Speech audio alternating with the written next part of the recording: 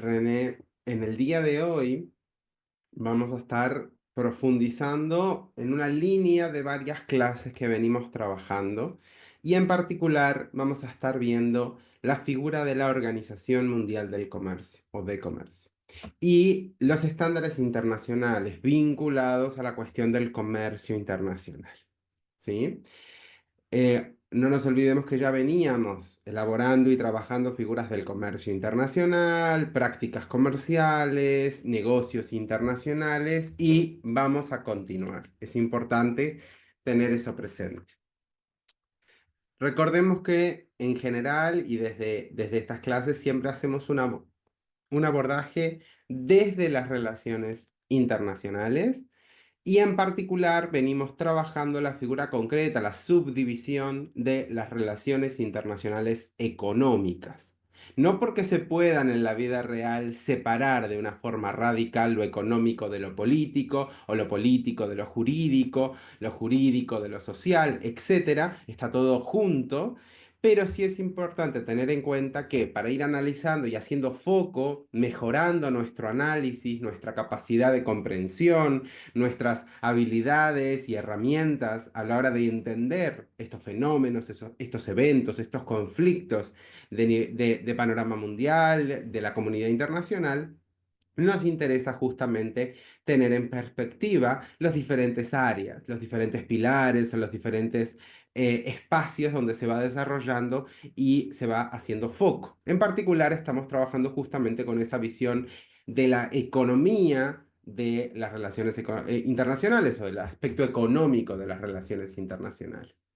Sobre la figura, y para continuar este análisis sobre la figura de la Organización Mundial de Comercio, es importante tener en cuenta que se trata de un organismo que por supuesto se instituye desde la gobernanza global, tiene una perspectiva no regional, sino global, una perspectiva mundial, como dice su propio nombre.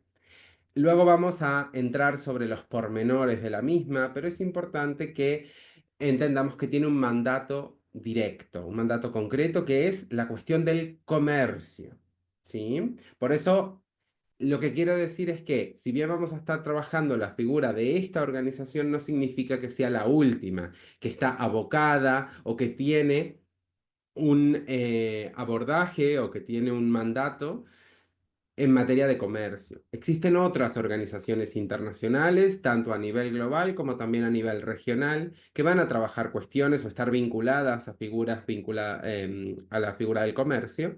Cuando digo comercio me refiero a comercio internacional, etcétera. Pero cabe destacar, evidentemente, un ejemplo por antonomasia que es la OMC. En ese sentido, este organismo clave va a ser también importante no solo en la figura del comercio, sino también en la figura y en la creación, en la intermediación de cómo se van a ir dando y consagrando los estándares internacionales. Cuando les hablo de estándares internacionales, estamos hablando de normas, regulaciones, prácticas, usos e incluso también instrumentos internacionales de distinto alcance. Luego lo vamos a estar viendo más hacia el final de la clase, que justamente se van a centrar en la temática del comercio internacional, los acuerdos comerciales, los procedimientos, los mecanismos en materia de contratación, de oferta y contraoferta, movimiento de mercadería, diálogo y negocios entre los distintos agentes de los mercados globales, etcétera. Así como también incluso los intermediarios. Algo de eso ya estuvimos viendo por encima cuando estuvimos analizando la figura tanto del transporte como de la logística. En este sentido, estas normas, estos instrumentos, estas prácticas, van a ser esenciales a la hora de la articulación entre los agentes. Estos agentes serán públicos, serán privados, lo vamos a ir viendo, pero es importante entender que en base a la gran variedad, tanto de agentes en el mercado como de sujetos de las relaciones internacionales, es que justamente lo vemos cada vez más variado el comercio internacional y también cada vez visto desde distintas perspectivas. De ahí que los estándares internacionales cobren mayor relevancia, mayor importancia y sean como más demandados, más exigidos a la hora de generar un escenario propicio, un escenario adecuado para fomentar el comercio. Y ahí es donde justamente la Organización Mundial de Comercio tiene su rol principal. En ese sentido, el, el organismo ¿sí? se va a centrar en la producción y en el establecimiento de estos estándares. Y además, justamente, la idea es que esos elementos que se van dando sean prácticos, sean eficientes, sean funcionales. ¿Qué quiero decir cuando hablamos? Porque ya lo estuvimos viendo en otros organismos internacionales. La figura de los estándares internacionales lleva normalmente a la figura de una uniformización, a una estandarización. Cuando se construye, se propone o se consagra a nivel internacional, luego muchas veces tiene que cristalizar, como le solemos decir, es decir, pasar de lo internacional a lo nacional y además que lo que se gestiona entre fronteras, ¿sí? Yo contrato algo que viene de México y que va a terminar en Sudáfrica y lo estoy contratando estando en Argentina. Bueno, todo ese proceso claramente va a tener que tener ciertos estándares, ciertas mecánicas para que baje la cantidad del riesgo, si no, no lo voy a querer hacer.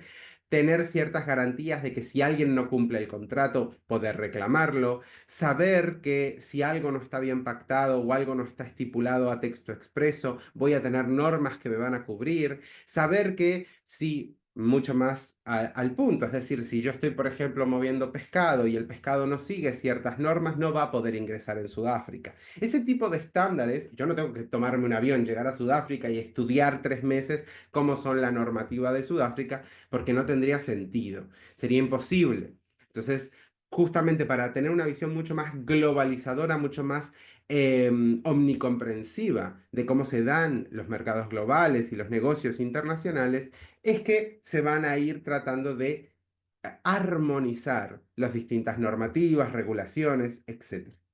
Entonces, en ese sentido, esa visión del desarrollo, y justamente ese desarrollo vinculado a los dos conceptos de tanto del comercio como base principal y también como comparativa a la del crecimiento económico, va a ser esencial entender cómo esto está totalmente vinculado en las tres figuras, las tres dimensiones que ya estuvimos viendo en las clases anteriores, es decir, el comercio internacional, el transporte internacional y la logística internacional. Todos estos tres requieren imperiosamente de la figura de una regulación, unas normas. ¿Por dónde camino? Sin mapa me pierdo. Entonces, justamente ese mapa, esa estabilidad, esa predecibilidad que le solemos decir, va justamente muy vinculada con la producción de estándares internacionales. Y el problema es que los estándares no es que los escribo en una cuadernola y se los mando a un amigo y boca a boca, sino que, si bien puede haber algo de eso, normalmente se va a dar en los foros comunes, donde están los distintos agentes, donde están los distintos estados, según el grado en el que se va a ir dando. Y ahí es que la OMC nuevamente se presenta como un lugar idóneo o muy importante justamente para la producción de estos estándares. Si bien no es la única, sí vamos a ver que tiene un rol muy relevante y muy importante a la hora de la coordinación de estos estándares y justamente que se vayan efectivamente consagrando, es decir, que se utilicen. No nos olvidemos que a nivel internacional, en el panorama mundial, tenemos un diagrama de coordinación. Es decir, no hay una autoridad superior, no hay un sistema jerárquico. No como tenemos a un nivel nacional, donde nosotros tenemos, bueno, el poder judicial, el poder ejecutivo, y hay un sistema estratificado, un sistema jerárquico, donde existe la ley, después existen normativas, regulaciones, hay una jerarquía. A nivel internacional no hay un país por encima de otro. Recuerdo que estamos hablando de derecho internacional, no de política internacional, donde ahí hablaríamos de geopolítica, de influencia de un país más grande que otro por tener más PBI, por tener más capacidad bélica o por tener más grado de influencia o gravitación. ¿Sí? Lo importante aquí es que a priori ¿sí? A nivel de normativo, todos los países serían iguales. Y esa base hace a que nadie estaría por encima y justamente en ese sentido necesito un sistema de coordinación. Cuando yo tengo un sistema de coordinación, me adhiero o uso un estándar, uso una práctica en base a la creencia de que todos la usan. Ese sistema de mayoría donde se acostumbra a usar lleva a esa armonización y normalmente tiene que ser propuesto desde lugares que tienen alto grado de fiabilidad o de verosimilitud o de confianza o de relevancia. En ese sentido, la OMC justamente presenta esas características para los distintos agentes. Muy bien. La OMC. Muy bien. La Organización Mundial de Comercio, como ya antes les planteaba. Podríamos decir que evidentemente se trata de un organismo internacional. Es importante tener en cuenta que es el principal en materia de regulación del comercio mundial, del comercio internacional. Cuando digo comercio internacional estoy usando un término muy amplio, estoy incluyendo los negocios internacionales, pero también incluso impacta notoriamente en el desarrollo o en el ida y vuelta de cómo se van desarrollando los comercios exteriores. Recordemos que no es lo mismo comercio internacional que comercio exterior. Si no pudieron asistir o si tienen una duda, sería bueno que repasaran la clase sobre comercio internacional, donde se analizan las diferencias entre conceptos. En este sentido, la importancia, como ya les adelantaba y les mencionaba antes, es que la OMC también va a hacer las veces, va a actuar como el foro común entre los distintos sujetos relevantes. Aquí estamos hablando tanto de estados como de otros organismos y por supuesto también de empresas, sobre todo cuando hablamos de empresas multinacionales o transnacionales que ya tienen un rol, que ya tienen un lugar como sujetos relevantes de las relaciones internacionales. En este sentido, ese desarrollo comercial, esa mecánica de cómo se van dando los negocios internacionales, muchas veces van a pasar, van a negociarse, van a proponerse, van a parcialmente regularse en los espacios de la OMC. En ese sentido, el objetivo de la misma se va a centrar en garantizar que el comercio entre las naciones, entre los países y entre los sujetos relevantes de las relaciones internacionales se realice de una forma fluida, segura, predecible, muy importante esta palabra, predecible y libre. ¿Qué quiero decir con esto? La predecibilidad en materia de inversión, en materia de negocios, resulta muy importante. Si yo no sé si va a llegar el barco, muy probablemente no envíe o no use esa ruta para poner el barco.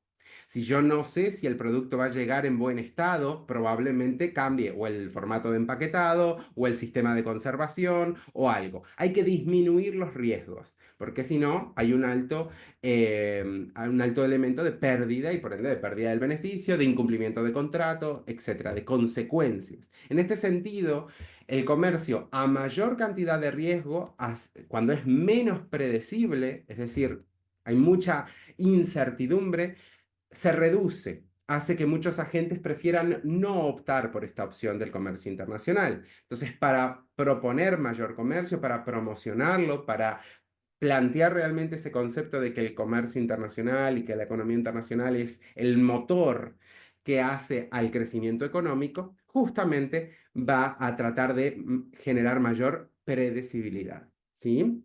La idea es que sea libre, que sea seguro, que haya altos índices de certeza y de seguridad jurídica. Y también que se maneje y se pueda hacer de una forma fluida. Luego vamos a ver algunos ejemplos, pero cuando quiero decir fluida no solamente es hablar el mismo idioma, sino también se van a utilizar mecanismos en materia de comunicación, pero sobre todo en materia de regulación. No tiene mucho sentido que yo, supongamos, entre importe un auto, ¿sí? Un automóvil, un carro, un coche, lo importe en Chile, supongamos, y tenga todo un procedimiento para la entrada de ese vehículo, con mecanismos de nomenclatura aduanera, de calificación, de verificación aduanera, etcétera. Y luego, si quisiera hacer lo mismo en Argentina, fuera absurdamente diferente. No significa que no pueda haber pequeñas variantes, pero sí van a haber mecanismos sistemas, listas, sistemas de calificación, de numeración, de nomenclatura, de nombre, que van a ser iguales en muchos países. Se van a ir incorporando lo que se llaman sistemas y los distintos países van a incorporándose o adaptándose a esos sistemas. De esta manera voy a poder hacer negocios con muchos países con mecánicas o procedimientos relativamente similares. Eso va a justamente a aumentar los sistemas en materia de promoción del comercio y que los distintos agentes operen sin tener que analizar concretamente cada caso de una manera muy minuciosa, sino con estándares, justamente con mecánicas sistematizadas, podríamos decir. ¿Sí? Es importante tener presente de que tiene 164 miembros. ¿Por qué aclaro esto? Porque claramente son muchos menos que Naciones Unidas, que hablamos de más de 190.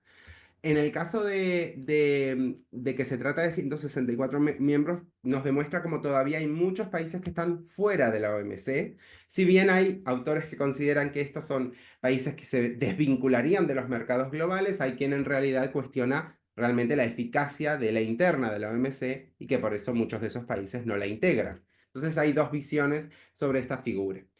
Y es importante tener en cuenta que, por otro lado, los números avalan en materia de cantidad, de representación del quantum, de la cantidad del comercio mundial. Estamos hablando de que dentro de los miembros de la organización pasaría entre el 80 y el 90% del comercio mundial. Es decir, esos cerca de más de 30 países que quedarían fuera no serían mucho más de entre el 10 y el 20% del comercio mundial. Tema relevante a la hora de este análisis de ver todo el comercio que enmarca la figura de la OMC.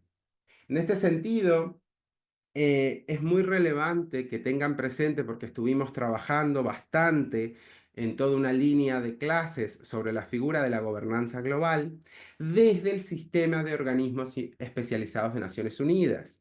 Y si bien algunos sabemos que son de Naciones Unidas, como UNICEF o la UNESCO, otras veces no estamos tan seguros que el Fondo Monetario está dentro del sistema de Naciones Unidas, o que la Organización Mundial de la Salud también está dentro de Naciones Unidas, o que FAO o la UNCTAD o tantos otros organismos están dentro del sistema de organismos especializados. Es importante tener en cuenta que la OMC es de estos organismos que son de grandes titulares, como digo yo, lo vemos en la prensa, lo hemos escuchado en diversas ocasiones, que no es un organismo de Naciones Unidas. ¿Sí? La OMC es un organismo independiente, intergubernamental, que no está necesariamente, o sea, no está vinculado orgánicamente con Naciones Unidas. Luego vamos a profundizar cómo se da el vínculo con naciones, porque claramente Naciones Unidas tiene la propuesta de la gobernanza global en general y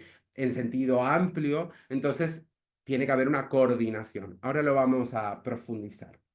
Es importante tener en cuenta que los distintos procesos que se fueron dando. ¿Qué quiero decir con esto? Nosotros ya lo hemos venido viendo, pero se han ido gestando, se han ido profundizando procesos en materia de globalización y de liberalización de los mercados. Ya lo estuvimos viendo a nivel económico y de planteo del sistema monetario mundial y de la economía mundial. Hablamos de las reuniones de Bretton Woods, cuando estuvimos viendo elementos en materia de globalización, en materias de planteamiento multilateral y desarrollo o planteamiento mundial, en materia sobre todo política. Claramente nos teníamos que ir a las reuniones de San Francisco, al nacimiento de Naciones Unidas, es decir, posterior a la Segunda Guerra Mundial. En este sentido, la figura de la OMC es mucho más temprana en el tiempo, es decir, es mucho más actual, mucho más tarde comparado con Naciones, pero no su antecesor. ¿Sí? La organización anterior también se da posteriormente a la figura de la Segunda Guerra Mundial. Y nuevamente se usó como canal, como medio de comunicación de esa nueva tendencia pro mercado, pro liberalización, pro globalización, donde el comercio tenía que llegar a una escala global. En este sentido, se dio lo que se llama el Acuerdo General sobre Aranceles Aduaneros y Comercio. Es un título largo, es más famoso por sus siglas GATT o GATT. Esta figura que se daba por rondas, eran reuniones, sobre todo de lo que se llama reuniones de cumbre de alto nivel, con cancilleres, presidentes y demás, llevaba a distintos grupos de trabajo y a las distintas propuestas de acuerdos y de planteamiento de los beneficios y de las posibilidades que llevaba justamente a la regulación en materia de aranceles, son esos impuestos que ponemos, que hasta día de hoy lo seguimos escuchando, son esos impuestos que lleva a la importación, es decir, a la entrada de un producto externo dentro de un territorio, dentro de una jurisdicción. Y por otro lado, en materia de comercio. El GATT, que lo tenemos desde el 47, no cambiaría hasta la ronda de Uruguay en el 95, que justamente llevaría a la creación de la OMC. ¿Ok? Es importante tener esto presente porque de hecho cuando analizamos un poco la OMC hay mucha herencia que se desarrolló a lo largo de esos casi 50 años que fue el GATT, evidentemente. Y mucho de eso se consagró, se validó y llevó a la creación de la OMC. Muy bien, en este sentido, me interesa que tengan presente las principales actividades. ¿Qué hace la OMC? ¿Para qué sirve? ¿Se juntan y de qué hablan? A veces no nos queda tan claro, tenemos más visual o más presente la figura de la Asamblea General como una especie de hemiciclo donde justamente se dan esos pronunciamientos por cada una de las delegaciones permanentes en Naciones Unidas, o la visión del Consejo de Seguridad con su rol, u otros organismos. Pero a veces la OMC no nos queda tan claro. Sí sabemos lo que es, sí nos suena, pero no nos queda tan claro qué hace. Es muy importante tener en cuenta que como ese foro común, como muchas veces le insisto, esa imagen de cumbre o de foro donde sirve como una especie de usina, ¿sí? Un lugar para crear, para proponer, tiene distintas actividades, dentro de las cuales podemos destacar la negociación de acuerdos comerciales. Es un foro común, un lugar donde es propicio para negociar, para poner a las distintas partes de cada lado de la mesa a establecer acuerdos, ya sean bilaterales o multilaterales. Después, justamente estos acuerdos van a estar orientados, van a estar incentivados a justamente reducir las barreras comerciales, reducir o regular en materia de aranceles, también en materia de subsidios, cuando un Estado, en vez de poner mayor nivel de aranceles, o incluso si los pone, luego lo que hace es con parte de esa recaudación o con otros fondos, subsidia, ¿sí? Apoya la producción interna. Entonces, de repente podemos ir, por poner un ejemplo, al, em, al mercado, vamos a un supermercado y vamos a encontrar productos importados y propios del país que pueden estar a precios similares, pero que en realidad están ampliamente intervenidos. Unos están encarecidos y los otros están reducidos o apoyados para que sea menor, lo cual no es en realidad eficiente en materia productiva, eficiente en materia comercial, sino que lleva justamente a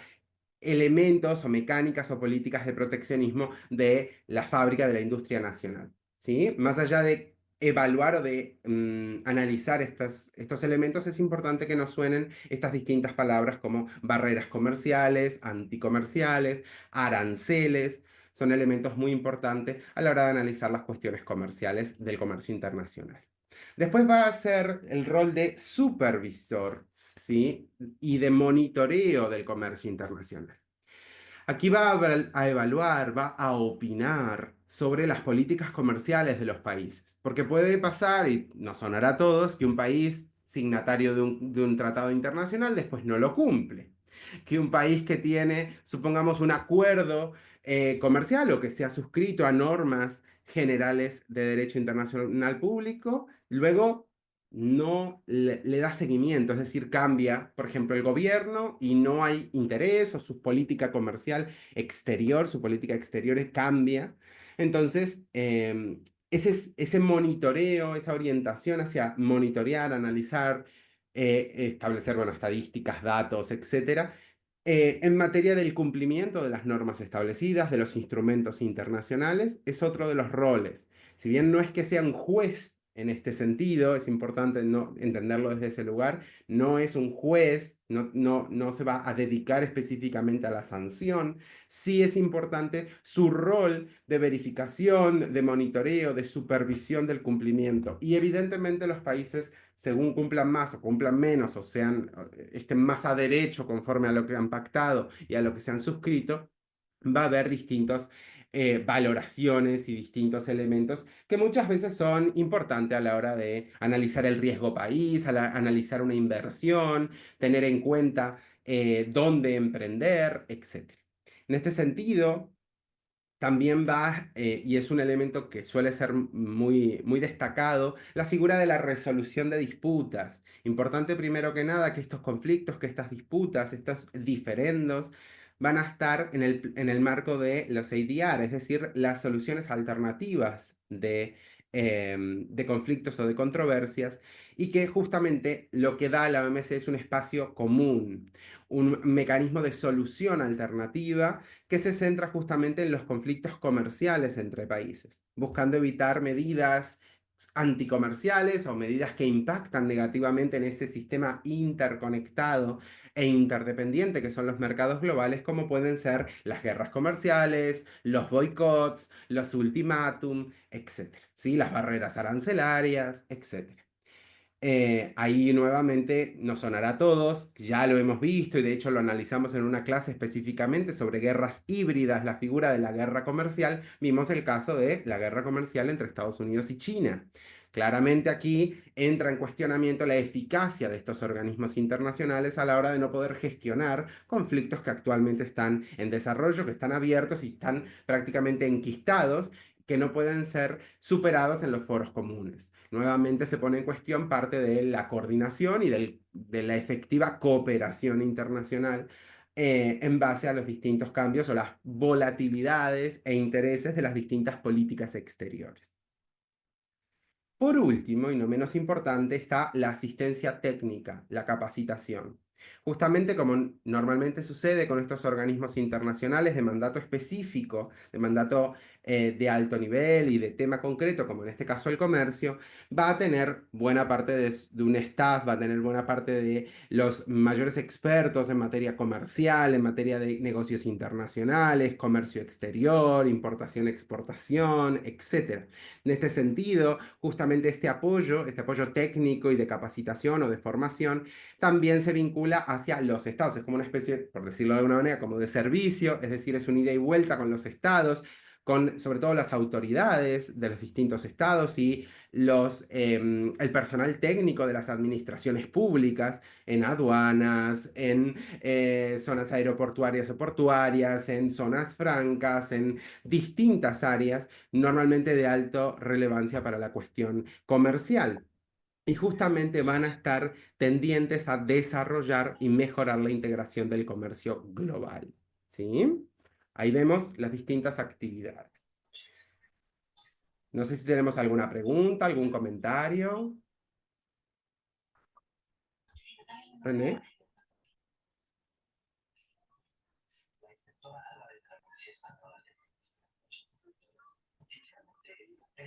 Sí, adelante, Show. ¿Tiene una pregunta? Adelante. Show, ¿tiene en mudo el teléfono?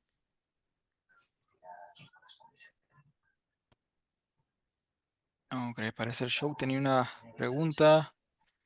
Ok, bueno, si luego, Shock, si Oh, puedes, sorry, más. Ok, sorry. a ver. I pressed something else. Buenas tardes a todos. Bueno, El comercio internacional es ujú, parte de los negocios internacionales, sí. ah, como bienes, servicios flujos de capital. Ujú. ¿Es correcto, profesor? Sí, Mm. para toda esta cuestión de terminológica y de conceptos, yo la desarrollé mucho más amplia en toda una clase que comparé justamente a qué me refería cuando hablábamos de comercio internacional. Si te pones a leer en algunos autores, algunos libros, vas a ver que hablan de comercio internacional en un sentido mucho más acotado, intercambio de bienes y servicios, pero no abarca todos los elementos que podría llevar en otro concepto la figura de los negocios internacionales. Aquí, por cuestiones de practicidad y de no estar cambiando demasiado entre conceptos, yo uso comercio internacional como un sentido amplio, ¿sí? Un sentido paraguas que abarca todos los distintos elementos, tanto el intercambio de bienes y servicios, como las cuestiones relativas a servicios vinculados también a personas, no solo a carga, no solo a bienes, y también los flujos de capital, inversión extranjera, inversión de cartera, etc. ¿Sí? Inversión directa. Todos los elementos para tener una visual sobre el sector, sobre la figura del comercio internacional. ¿Ok? Lo importante es no confundir comercio internacional con comercio exterior. ¿Ok? Eso es importante y si les surge alguna duda, anótenla y luego vuelven a ver la clase sobre comercio internacional, que la van a tener en la plataforma, si no me equivoco, y justamente para ver las diferencias, ¿ok? Yo no voy a ampliar mucho más en terminología, pero es importante tener en cuenta la visión de todo macro, que sería el comercio internacional desde las relaciones internacionales, y luego desde cada país la figura del comercio exterior, ¿ok? No es lo mismo. Perfecto, muchas gracias por la pregunta. Finalmente, creo que es importante ir redondeando la figura de esta organización en materia de estas actividades hacia dónde se orientan, para qué las hace, qué busca la OMC, cuál es su finalidad, cuál es su orientación.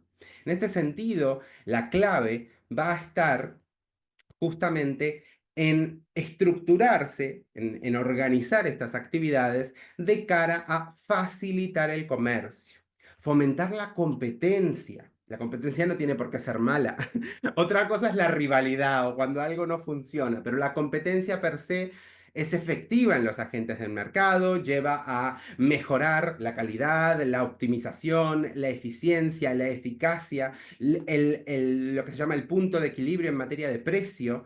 Al haber mayor demanda, mayor oferta, se va a establecer un mejor precio. Esos elementos justamente van a impactar a la hora del establecimiento y el fomento de la competencia leal, competencia sana, digamos, ¿no?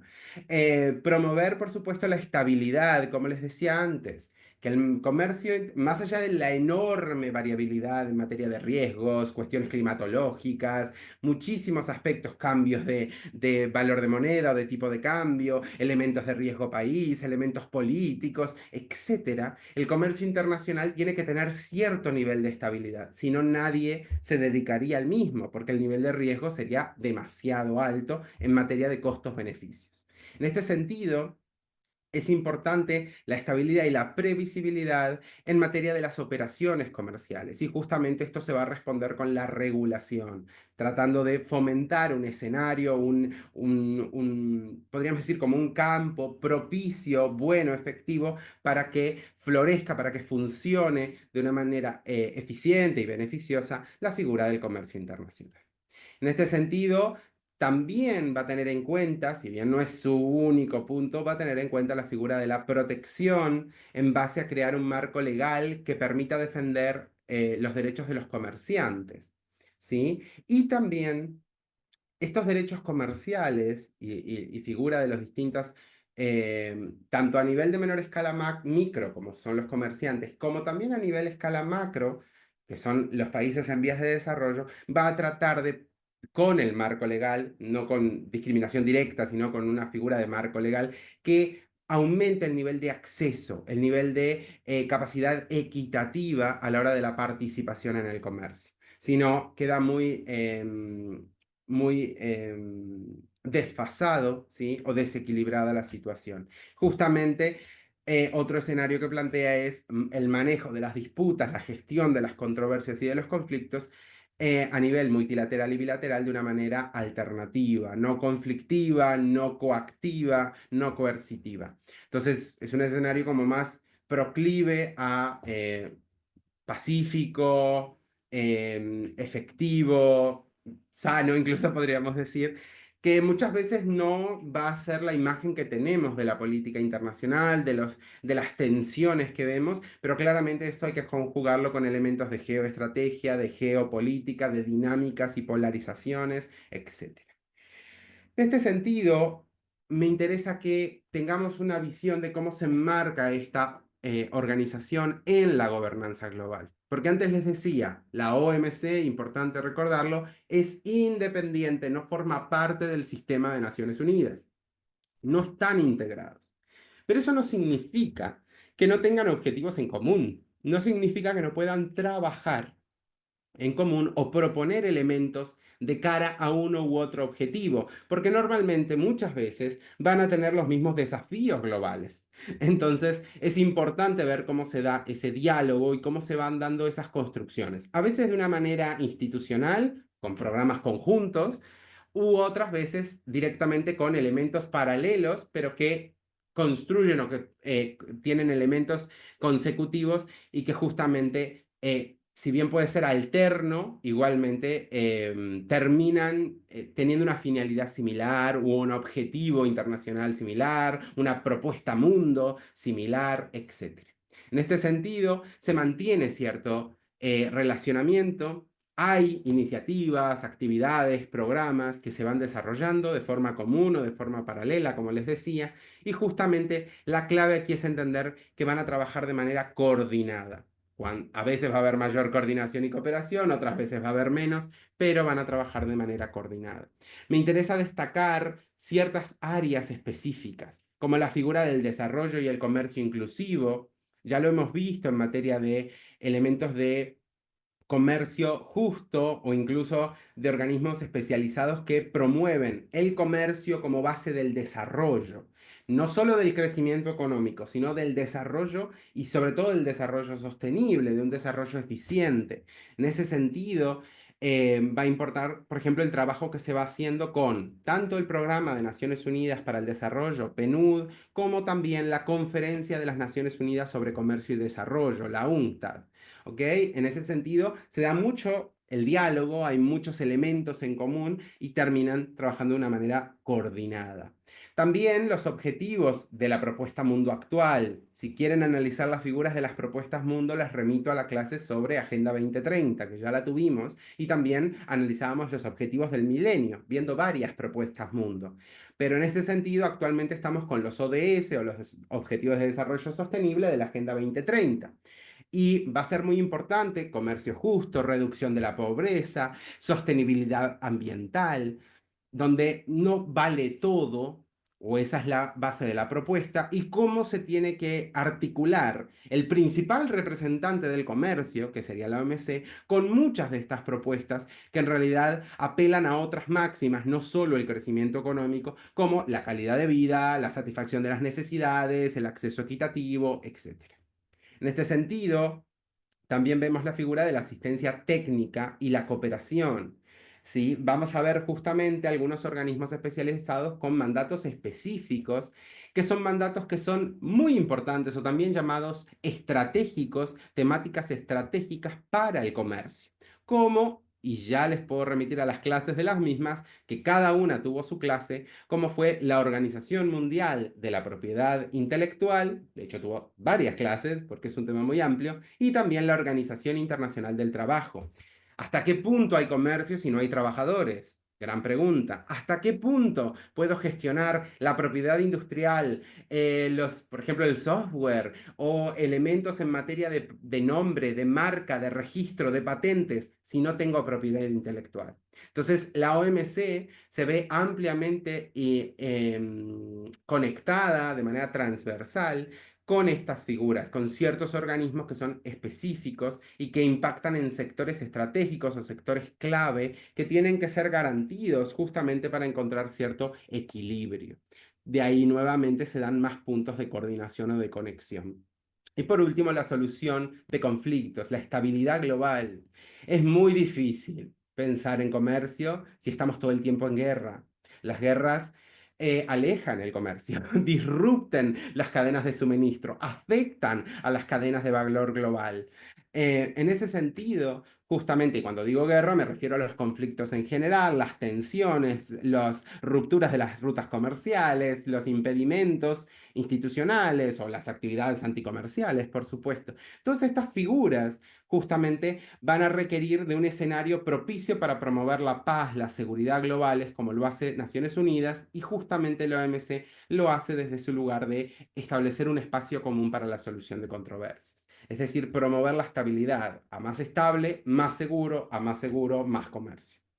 En este sentido, les traigo solo algunos ejemplos muy breve, como la figura del acuerdo sobre facilitación del comercio, en las reuniones entre el 2013 y el 2014, si bien en el 2017 entraría en vigor, que justamente se va a alinear y vemos cómo la OMC promueve un acuerdo, el AFC, que se alinea con varios objetivos ODS. ¿Sí? En materia de simplificación de procedimientos aduaneros, reducción de costos comerciales. Me van a decir, bueno, pero ¿cuál es ese ODS? Evidentemente es en materia de beneficiar a países en vías de desarrollo.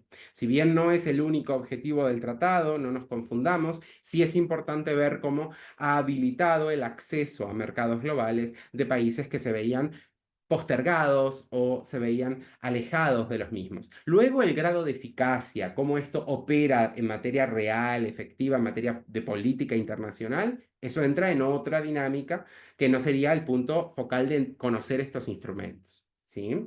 La iniciativa de ayuda para el comercio, el Aid for Trade, justamente es un trabajo conjunto, no lo hizo solo, y que justamente promociona el financiamiento, la asistencia técnica a países en desarrollo, así como también la figura de mejorar la capacidad comercial. Lo veíamos cuando hablamos de logística, qué gran diferencia hay cuando un país tiene una muy buena infraestructura logística o una que no le habilita a tener cierto nivel de importaciones, cierto nivel de ser un hub de conexión, por ejemplo, de transporte, etcétera. De ahí justamente la mejora en la capacidad comercial va a pasar por elementos de logística, de transporte, de regulación, etcétera. Y por otro, que puede ser un ejemplo que tengamos más cercano, es la figura de la regulación en materia de productos sanitarios. Si bien normalmente apelamos o se suele escuchar que las tendencias pro mercado son liberalización total, se ha demostrado que justamente por las diferencias de los actores en el mercado, de los distintos agentes, no termina siendo el mejor escenario y que hay situaciones que son como de fuerza mayor o de alto impacto de la humanidad, como fue el caso de la pandemia, donde tiene que haber una coordinación, en este caso entre la OMC y la OMS, la Organización Mundial de Comercio y la Organización Mundial de la Salud, en materia de un acceso equitativo a las vacunas y a los suministros. No tenía sentido que un país pudiera acceder a las vacunas 3 años después porque otro país estoqueaba vacunas de más. Entonces, ese sistema de coordinación, de regulación en materia de este tipo de escenarios, en ciertos sectores, no se consideran anticomerciales, sino justamente en materia de representación, acceso a elementos equitativos. ¿Sí? No sé si tenemos alguna pregunta, algún elemento, algún comentario. Solamente de Lorena, que todo está muy claro y el tema es muy interesante, Gonzalo. Muchas gracias, Lorena. Gracias, René. Es un tema muy amplio. Como yo siempre les digo, los temas desde las relaciones internacionales suelen ser muy grandes, muy amplios. Entonces no nos olvidemos de que esta es una primera toma de contacto, una panorámica con nociones generales. Yo siempre les invito, por eso siempre les dejo la bibliografía al final, a que profundicen. De hecho, este mismo tema en materia de estándares internacionales comerciales, vamos a seguirlo en la clase que viene, porque es muy grande. ¿Ok? Lo que me interesa aquí que tengan en cuenta es que cuando hablamos de estándares internacionales no solo van a ser de carácter comercial, vamos a hablar de estándares comerciales en casi cualquier elemento de organismos internacionales, prácticas, normas, regulaciones, etcétera, y lo venimos viendo cuando trabajamos con la OMPI, cuando hablamos de la Organización Mundial del Turismo, cuando fuimos viendo los distintos organismos mismo de Naciones Unidas y de otros tantos, justamente muchas veces usamos la palabra de estándares internacionales. Es importante tener en cuenta que son normas que se estandarizan, generan una uniformización y armonización, dando justamente eso, elementos normas, prácticas, instrumentos que están diseñadas a facilitar, a dar mayor estabilidad, mayor predecibilidad, mayor certeza o seguridad para, en este caso, el intercambio de bienes y servicios y, en general, los negocios internacionales. Van a asegurar la seguridad, la calidad. Supongamos que cambio de país y que los estándares de calidad son radicalmente distintos. De hecho, pasa en algunos países. Hay países donde se puede beber agua de la llave o de la canilla o del grifo, según el país, pero hay países donde no se puede, solamente se puede beber embotellada. Entonces es importante entender la cuestión de seguridad, en este caso seguridad fitosanitaria, bromatológica, no es lo mismo en unos países o en otros. La uniformización, el establecimiento de estándares va a generar justamente elementos de seguridad aptos, válidos, desde una mirada no sesgada, desde una mirada internacional. Entonces, en ese sentido, van a habilitar a ciertos niveles y también a la mejora de calidad en los países que no los tienen o no los han adoptado y que justamente van a revertir en la calidad de vida de las personas, la compatibilidad, la previsibilidad en los mercados globales. En este sentido, vemos varias finalidades y ahí se las menciono. Las finalidades de estos estándares, muchas se van a dar cuenta, se conectan con las finalidades o la orientación que tenía la OMC. En este sentido, la reducción de barreras técnicas al comercio, armonizar, estandarizar, uniformizar regulaciones, sería imposible vender y comprar en 5 o 10 países si cada país fuera radicalmente diferente, totalmente opuesto en materia de regulaciones, que no hubiera ni un punto en común. Sería prácticamente una locura. Entonces, en ese sentido, es una barrera técnica cuando se utilizan ciertos elementos, muchas veces técnicos, muchas veces en la operativa, en materia de regulación que imposibilitan o hacen que sea un caso especial. Eso lleva justamente a la dificultad. Claramente, si nos ponemos el ejemplo de la Unión Europea, pensemos que con amplísima comodidad y practicidad en ese marco de una organización, de un proceso de integración supranacional regional como es la Unión Europea, yo puedo comprar un producto, llevarlo hasta en el mercado común europeo, llevarlo, supongo, compro un producto en el sur de España, lo llevo hasta el norte es la parte de un producto, lo llevo hasta el norte de Bélgica y del norte de Bélgica lo termino en una fábrica y lo llevo hasta el sur de Italia.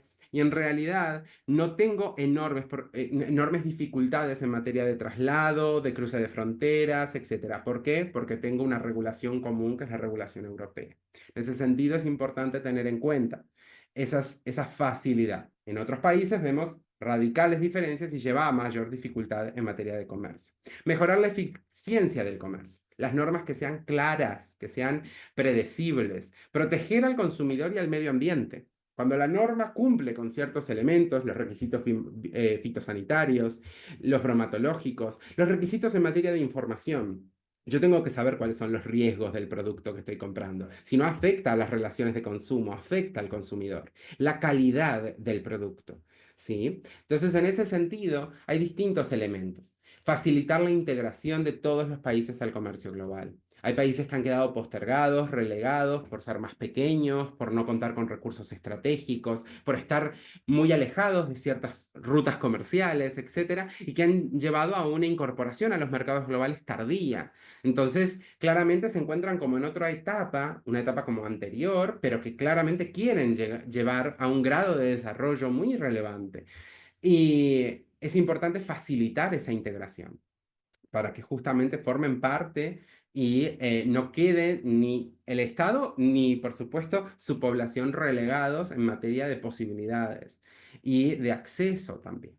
Entonces, ciertos conceptos cobran una relevancia, como la eficiencia, la optimización, la sostenibilidad. Esto no solo es comercio por comercio, vender por vender o producir por producir. Hay que tener en cuenta cuestiones de sostenibilidad, ¿sí? Materia de contaminación, materia de producción, materia de medio ambiente, ¿sí? Accesibilidad equitativa, seguridad. En este sentido, los diferentes actores van a materializar y van a trabajar estos estándares a diferentes escalas. Y ahí las tienen. No va a ser lo mismo los estándares internacionales o también llamadas normas generales desarrolladas desde el derecho internacional público que las que, siendo desarrolladas normalmente por actores públicos y de alto nivel también, pero que tiene un enfoque de derecho internacional privado, que va a afectar al desarrollo de las negociaciones entre las partes, ¿sí? Y luego vamos a tener también un caso muy especial, que es el comercio internacional, que no se da en otras áreas del derecho, que es la figura de la creación de prácticas y el convencimiento de que estas son efectivas, una suerte de derecho consuetudinario eficiente y normalmente inspirador de fuente material, que es la figura de la creación entre particulares. ¿Sí? Hoy no lo vamos a poder profundizar mucho, esto va a seguir en la próxima clase, pero les traigo una pequeña selección para que vean cómo esto ha ido evolucionando, cómo se han ido dando estos mercados en materia de estándares, mercado quiero decir, afectación, cambio de los mercados en materia de estándares, y también la ampliación, esa liberalización del mercado, ampliación, globalización del comercio. No es lo mismo el comercio hoy que hace 50 años, y aquí en buena medida está el porqué. No solo por demostrar los beneficios en materia de crecimiento, sino también cómo se han ido dando estas normativas. A nivel público, que eran esas normas de base general, normas del derecho internacional público, les puedo mencionar, por ejemplo, el Codex Alimentarius. ¿Sí? En este sentido, es de los primeros, organizado por FAO, la Organización de la Alimentación, y también por la OMS de la salud, en el 61 con normas de seguridad alimentaria y de comercio justo de los alimentos. Ya hace mucho que todavía no se había del todo trabajado la figura de la soberanía alimentaria, pero ya se sentaban las bases de varios de esos elementos. Luego otro que ya les adelantaba, la figura de de LSA, del Sistema Armonizado de Clasificación de Mercancías. Este fue promovido por la Organización Mundial de Aduanas en el 88. En este sentido, claramente, en paralelo a esto, desde el 47 tenemos las rondas del GATT, y por supuesto vamos a ver varios. La OMC va a tener el OTC, que es el Acuerdo sobre Obstáculos Técnicos al Comercio. En el 95 cuando aparece, se crea la OMC, hay un montón de acuerdos que entran en vigor, también el de medidas sanitarias y fitosanitarias, que antes les adelantaba, o incluso el que les mencionaba antes, que es el Acuerdo de Facilitación del Comercio. ¿Sí? Procedimientos, agilizar los procedimientos aduaneros, que la burocracia no sea un impedimento al comercio. Y luego también, por el otro lado, estos son normas generales, son normas que, según los países se vuelven signatarios, aplican de forma genérica, de forma, como podríamos decir, lato sensu para todos los estados parte y desde una mirada global de derecho internacional, afecta a los estados de forma directa. En otro sentido, también los estados son los que lo van a regular y lo van a asignar, pero que en realidad tiene un objetivo de afectar a las partes en el comercio, a los distintos agentes, que es la figura del derecho internacional privado. La figura del derecho internacional privado, todo un mundo aparte, no voy a profundizar en exceso, pero sí me interesa que tengan presentes ciertos organismos, como el caso de Naciones Unidas, la figura concreta de la UNCITRAL, ¿sí? Que es la Comisión de Naciones Unidas para el Derecho Mercantil Internacional, que va a ir generando en el marco de esos negocios internacionales y de las distintas partes intervinientes podríamos decir, una serie de normas que van a ser de inspiración y que van a ser también de base contractual. ¿Qué quiero decir? Yo, por ejemplo, estoy en Uruguay. Contrato con una empresa, con una fábrica que me va a vender, supongamos, ladrillos. Esa fábrica que me vende ladrillos está en México. Primer pregunta. A la hora de hacer el contrato, ¿va a regir la ley de Uruguay o va a regir la ley de México? Bueno, tenemos principios y elementos del derecho internacional privado que me van a llevar a determinar cuál va a ser la ley entre ambos. Quizás yo no quiero la ley de México porque beneficia a la otra parte y la otra parte no quiere la ley de Uruguay porque me beneficia a mí. Entonces, ¿qué ley vamos a usar? Muchas de esas veces y para regular esas relaciones en materia, sobre todo negocios internacionales, con muchos elementos, porque también está el seguro internacional, va a estar los elementos de los contratistas a la hora del transporte, hay muchos más y muchas más jurisdicciones y muchos más lugares donde los contratos se van a ir aplicando, no hay un único contrato.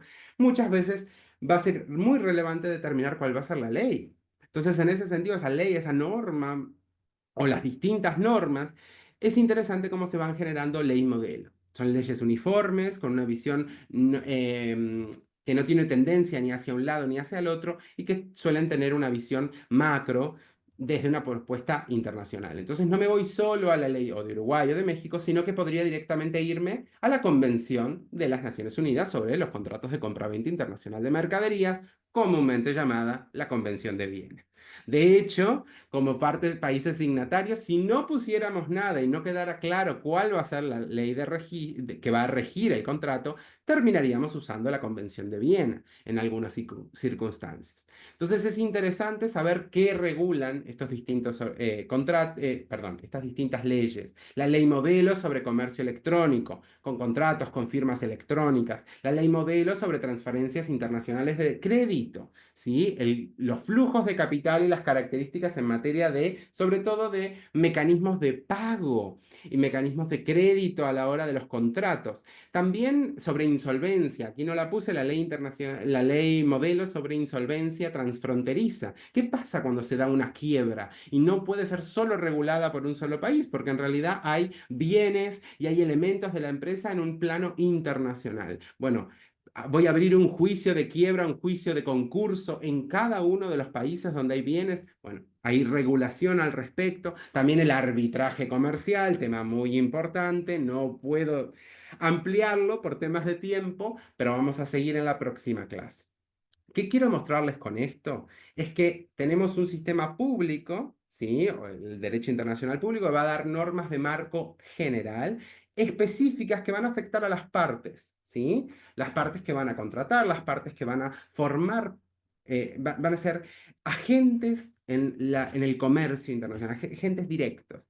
Y después vamos a verlas entre particulares. No las podemos ver hoy, sino en la próxima clase, como la figura de la creación de prácticas y de usos y el convencimiento de que estas son obligatorias por parte de los comerciantes, como es la figura de la lex mercatoria, los privados creando norma. Es una figura muy interesante. Las normas que también les pueden sonar, la figura de las ISO.